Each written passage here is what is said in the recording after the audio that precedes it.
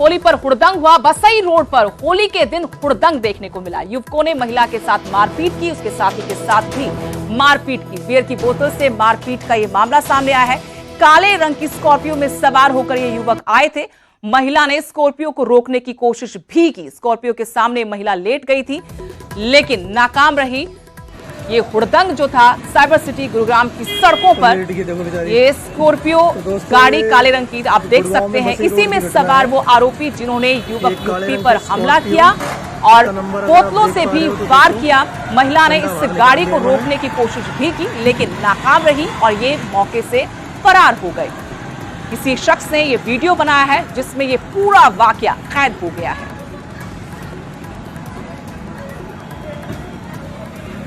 अगली खबर भी गुरुग्राम से, जहां मस्जिद के पास फायरिंग हुई है। मस्जिद का गेट नहीं खोलने पर कुछ लोगों ने फायरिंग की। स्कॉर्पियो सवार बदमाशों ने बताया कि इस वारदात को अंजाम दिया है। देवीलाल नगर में बदमाशों ने गोलियां चलाई। भीड़ जुटने के बाद बदमाश मौके से फरार हो गए। पुलिस ने मौके से खोल भी बरामद किया है। सीसीटीवी फुटेज पुलिस खंगाल रही है ताकि कोई सुराग आरोपियों के बारे में जुटाया जा सके। साइबर सिटी गुरुग्राम के देवीलाल नगर में उस वक्त हड़कंप मच गया जब होली की रात स्कॉर्पियो सवार बदमाशों ने मस्जिद के बाहर गोली चला दी। गोली चलने की आवाज सुनकर जब लोग घर से बाहर निकले, लोग इकट्ठा हुए तो आरोपी वहां से फरार हो गए। वारदात सोमवार देर रात करीब 11:15 बजे की बताई गई है। बताया गया है कि स्कॉर्पियो सवार युवकों ने मस्जिद का गेट खोलने की कोशिश की। जब ये नहीं खुला तो वो भड़क गए और फायरिंग कर दी।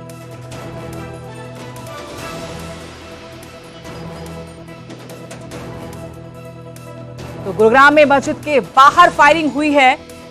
आपको एक खोल भी नजर आ रहा होगा।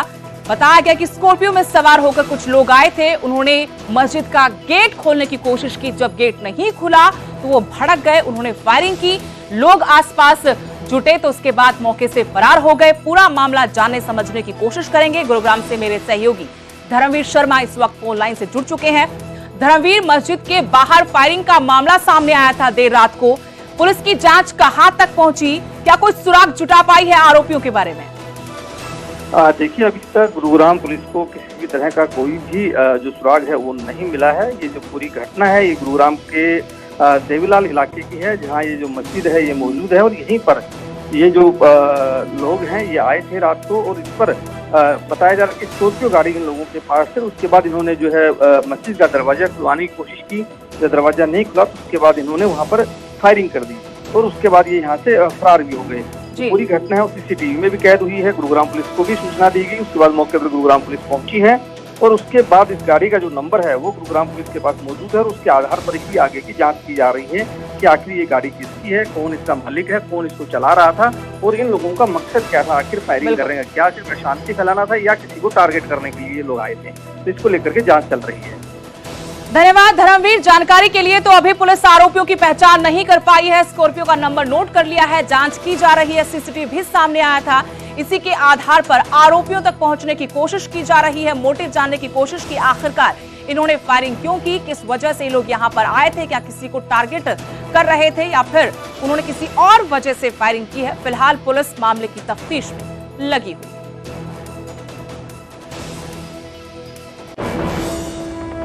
करनाल लोकसभा सीट से बीजेपी के उम्मीदवार और हरियाणा के पूर्व मुख्यमंत्री मनोहर लाल ने दिल्ली के मुख्यमंत्री अरविंद केजरीवाल और कांग्रेस पर बड़ा जुबानी हमला किया है। उन्होंने कहा कि केजरीवाल ने जो किया वो सामने आ रहा है।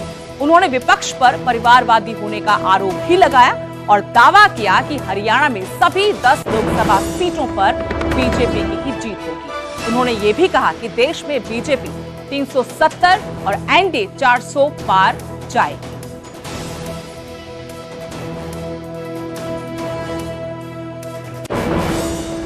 जैसे कर्म किए हैं वैसा भुगतेंगे, क्योंकि वो ही हमेशा कहते रहे हैं। उन्हीं की बातों को फूल चढ़ाए जा रहे हैं कि जो भी कोई इस प्रकार का भ्रष्टाचारी हो, बल्कि वो तो यहाँ तक नुक्ताचीनी करते थे कि ये एजेंसियाँ जो हैं ये कुछ करती नहीं हैं, ऐसे लोगों को अपने अंदर डालती क्यों नहीं है।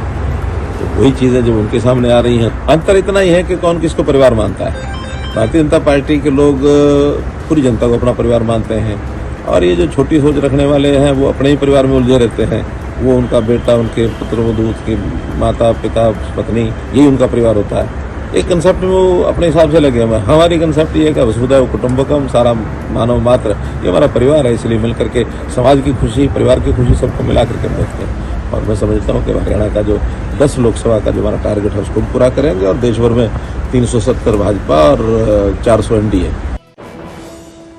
पूर्व मुख्यमंत्री मनोहर लाल ने अनिल विज से भी कल मुलाकात की। अंबाला में विज के आवास पर ये दोनों नेता मिले। कोई किसी से नाराज नहीं है। इस मुलाकात के बाद मनोहर लाल ने कहा कि कोई भी किसी से नाराज नहीं है, हमने मिलकर अच्छी अच्छी बातें की। जल्दी नाराज होते हैं तो मान भी जाते हैं विज। मुख्यमंत्री रहते हुए दोनों के बीच कड़वाहट जरूर थी, लेकिन ये कड़वाहट उस वक्त और ज्यादा बढ़ गई जब सरकार में फेरबदल हुआ, प्रदेश में मुख्यमंत्री का चेहरा बदला गया। तब से ही पूर्व गृह मंत्री अनिल विज नाराज थे, पार्टी कार्यक्रमों से, सरकार के कार्यक्रमों से दूरी बनाए हुए थे। लेकिन कल होली के मौके पर पूर्व मुख्यमंत्री मनोहर लाल उनके आवास पर पहुंचे, उन्हें होली की बधाई दी, रंग लगाया, बातचीत दोनों के बीच में हुई। और जब मीडिया से बातचीत की तो पूर्व मुख्यमंत्री ने कहा कि अनिल विज जल्दी नाराज होते हैं तो मान भी जाते हैं।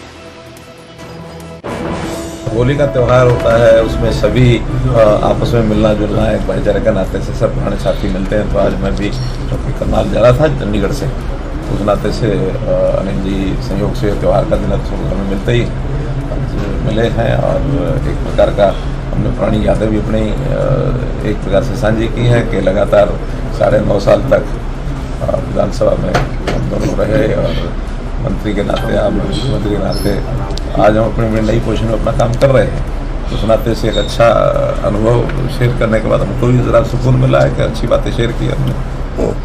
काफी दिन बाद मिले हैं, नाराजगियों की खबरें जो हैं वो आती रही थी, तो कुछ नाराजगियां दूर हुई, होली का दिन है। लगातार मिलते रहे हैं, ऐसा कोई मिलना कोई काफी दिन क्या, अभी विधानसभा में मिले थे, बाद में जो घटनाक्रम हुआ तब भी हम मिले हैं, हमारी बातचीत भी हो रही है। वो तो संयोग से आज इधर से निकल रहा था, कोई बड़ा लंबा जो और कोई नाराजगी हमारी कभी भी नहीं रही है।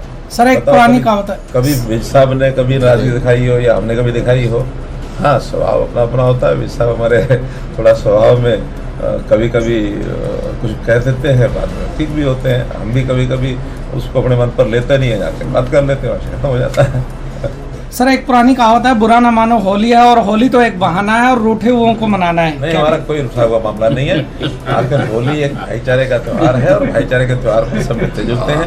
आज मैं चंडीगढ़ भी बहुत से लोगों को मिला हूँ, आज मैं पंचकुला बहुत लोगों को मिला हूँ, आज मैं यहाँ अनिल विज जी के पास भी आया हूँ, अभी करनाल भी जा करके शाम तक बहुत लोग मिलेंगे।